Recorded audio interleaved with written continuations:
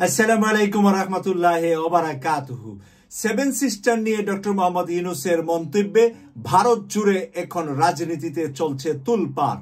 ভারতের রাজনীতিবিদরা এক একজন এক এক রকম মন্তব্য করছে, উম্মাদের মতো পাগল হয়ে গিয়েছে। মনে হচ্ছে ডক্টর মোহাম্মদ ইউনূস বাংলাদেশে থাকার কারণে ভারত হয়ে যাবে লন্ডভন্ড, তাদের সেভেন সিস্টার আলাদা হয়ে যাবে, সেই দুশ্চিন্তা এখন চলছে। ভারতের পূর্ব থেকে পশ্চিম পর্যন্ত, উত্তর থেকে দক্ষিণ পর্যন্ত ভারত জুড়ে নরেন্দ্র মোদীর পক্ষে বিপক্ষে স্লোগান মুখরিত হচ্ছে রাজনীতিবিদদের মুখে মুখে। আজকে আমরা ইত্তেফাক পত্রিকা থেকে এই নিউজটা আপনাদের সামনে তুলে ধরছি। সম্প্রতি চীন সফরে গিয়ে এক বক্তৃতায় ডক্টর মোহাম্মদ ইউনূস ভারতের 7টি উত্তর পূর্বাঞ্চলীয় রাজ্যের সেভেন সিস্টার স্থল বিশিষ্ট বলে উল্লেখ করে বাংলাদেশকে এ অঞ্চলের সমুদ্রের অবির্ভাবক হিসাবে উল্লেখ করেছেন। তার সেভেন সিস্টারের সাথে সমুদ্রের কোনো সম্পর্ক নাই, তাই সেই কারণে বাংলাদেশ হলো ভারতের সেভেন সিস্টারের সমুদ্রের অবির্ভাবক।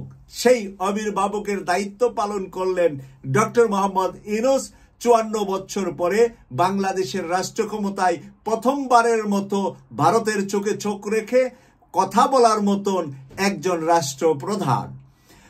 এখানে উল্লেখ করেছে ডক্টর মোহাম্মদ ইউনূস সেখানে বলেছিলেন, ভারতের পূর্বাঞ্চলে অবস্থিত সেভেন সিস্টার নামে পরিচিত 7টি রাজ্য সম্পূর্ণরূপে স্থল বেষ্টিত।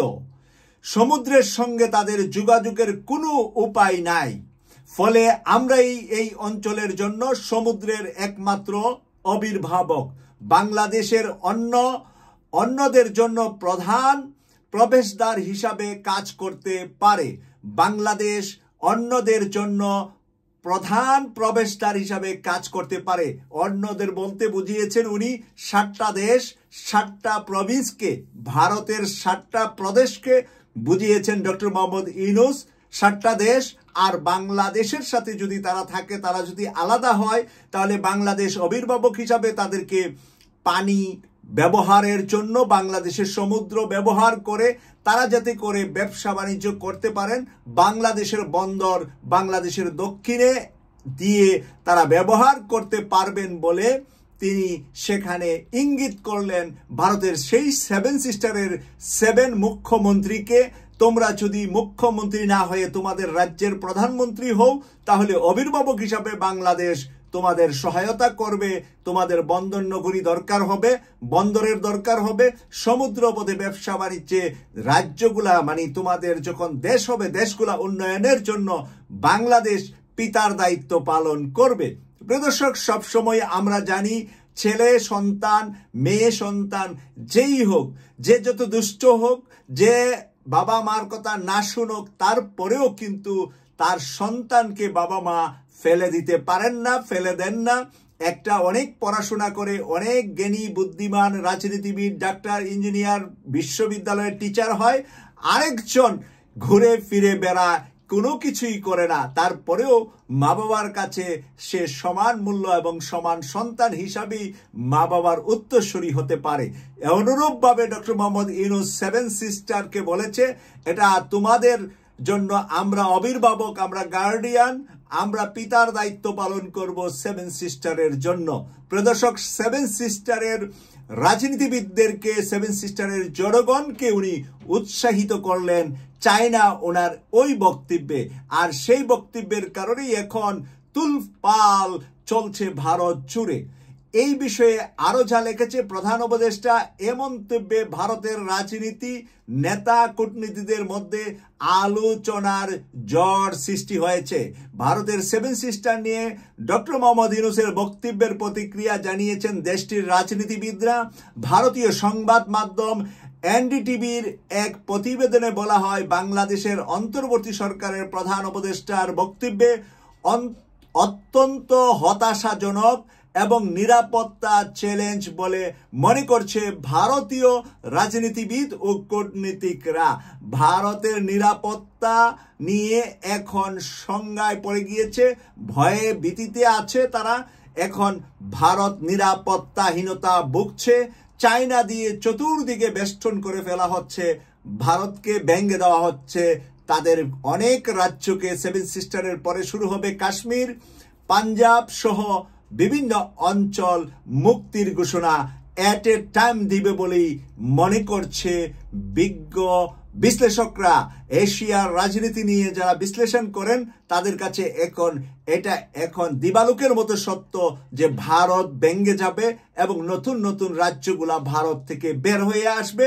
এর মাঝে মেজরিটি রাজ্যই থাকবে চায়না বাংলাদেশের কবলে, এবং এখানে পাকিস্তানের সাথে কাশ্মীরের একটা বিষয় থেকে যাবে, পাঞ্জাবের সাথে পাকিস্তানের একটা বিষয় থেকে যাবে, আর এই অঞ্চলগুলাতে থেকে যাবে চায়না এবং বাংলাদেশের আধিপত্য। বাংলাদেশের অন্তর্বর্তী সরকারের প্রধানের মন্তব্যের প্রতিক্রিয়া আসামের মুখ্যমন্ত্রী হিমন্ত বিশ্ব শর্মা বলেছেন, এই মন্তব্যগুলো ভারতের চিকেন নেক করিডোরের দুর্বলতা নিয়ে পাকিস্তান ও চীনের দীর্ঘদিনের প্রচারণার মদত দেবে। পাকিস্তান আর চায়নার কথা আমি বলেছি, আর চলে এসেছে পত্রিকায়।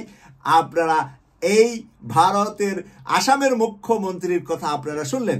উত্তর পূর্বে মূল ভূখণ্ডের সঙ্গে সংযোগ করতে শক্তিশালী রেল ও সড়ক অবকাঠামো নির্মাণ এখন জরুরি।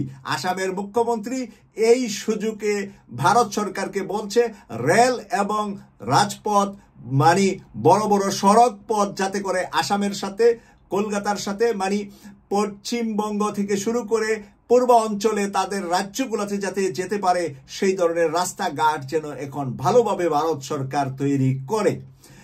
ত্রিপুরার আদিবাসী দল টিপা মোথার নেতা প্রমোদ মানিক বলেছেন, 1947 সালে চট্টগ্রাম ভারতের হাতে থাকলে আজ এই সমস্যা হতো না। 47 সালের ভাগে যদি চট্টগ্রাম ভারত নিয়ে নিত তাহলে আজকে আর এই সমস্যা হতো না। অনেক কিছুই তো আছে। তাহলে 47-এ যদি বাংলাদেশ মানে পাকিস্তানের সাথে না গিয়ে এই সেভেন সিস্টার নিয়ে কলকাতা নিয়ে বাংলাদেশ নিয়ে যদি বাংলা রাষ্ট্র হতো, সেই রাষ্ট্রটাও শক্তিশালী তৃতীয় রাষ্ট্র হতো ব্রিটিশ থেকে দুইটা রাষ্ট্র হয়েছে, একটা পাকিস্তান একটা হিন্দুস্তান, কিন্তু বাংলার স্থানকে ভাগ করে নিয়েছে পাকিস্তান আর হিন্দুস্তান। তারা আমাদেরকে কচলিয়ে চিবিয়ে খাবে বলে মনে করে তারা তাদের ভাগে ঢুকিয়েছে, আর সেই ভাগ থেকে এখন বের হয়ে আসবে বাংলা ভাষার সকল রাজ্য, পাশাপাশি কিছু উপজাতীয় রাজ্যগুলা উপজাতীয় বসবাসকারীরাও বাংলার সাথে যোগ দিবে, যেহেতু তাদেরও মাতৃভাষা হিন্দি বা উর্দু না। তাই প্রিয় দর্শক, এখানেই খেলাটা জমিয়ে ফেলেছেন ডক্টর মোহাম্মদ ইউনূস, আর এই খেলাটার জন্যই বিশ্ববাসী সেলুট করে ডক্টর মোহাম্মদ ইউনূসকে।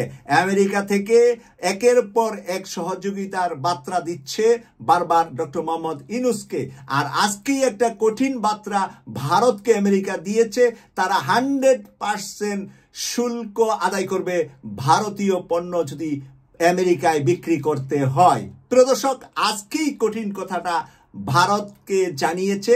আমি এনটিভির একটা নিউজে একটু আগে এই নিউজটা দেখেছি। এরপরে আমি শেষের দিকে চলে আসছি। এখানে লেখছে, বাংলাদেশে নিযুক্ত প্রাক্তন ভারতীয় হাইকমিশনার বীণা সিংকি বলেন, উত্তর পূর্ব ভারতের সমুদ্র প্রবেশাধিকার নিয়ে বাংলাদেশের সঙ্গে ইতিমধ্যেই চুক্তি রয়েছে। প্রধান উপদেষ্টা মোহাম্মদ ইউনূসের মন্তব্য অত্যন্ত হতাশাজনক। চুক্তিটা কোথায়, কার ঘরে আছে, এবার বের করা হোক। সে বলছে চুক্তি আছে। এ ধরনের মন্তব্য করার কোনো অধিকার তার নাই। ডক্টর মোহাম্মদ ইউনূসের এই ধরনের মন্তব্য করার কোনো অধিকার নাই।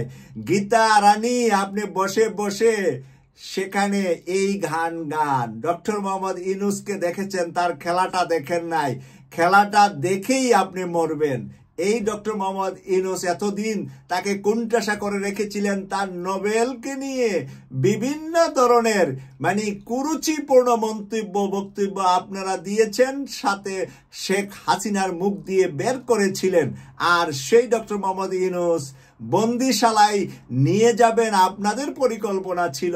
সেই পরিকল্পনা থেকে বের হয়ে প্রথম দিনই রাষ্ট্রীয় ক্ষমতা নেওয়ার আগেই ফ্রান্স থেকে রওনা দেওয়ার সময় বলেছিল, বাংলার দিকে ভারত তাকালে ভারতের সেভেন সিস্টার খান খান হয়ে যাবে। সেই কথা 8 মাস আগেই ডক্টর মোহাম্মদ ইউনূস বলেছে। আর গত 3 দিন আগে চায়না থেকে এসে আর চায়নাতে বলার পরেই এখন নড়েচড়ে বসেছে ভারত জুড়ে। এখানে সর্বশেষ যা লিখেছে ডক্টর মোহাম্মদ ইউনূসের বক্তব্যের প্রতিক্রিয়া জানিয়েছেন একাধিক কংগ্রেস নেতারাও। কংগ্রেস নেতা প্রণব খেরা মন্তব্য করেছেন, বাংলাদেশের এ অবস্থায় উত্তর পূর্ব ভারতের নিরাপত্তার জন্য হুমকি। কংগ্রেস নেতারাও মনে করছে উত্তর পূর্ব ভারত এখন নিরাপত্তাহীনতা ভুগবে, নিরাপত্তার জন্য হুমকি।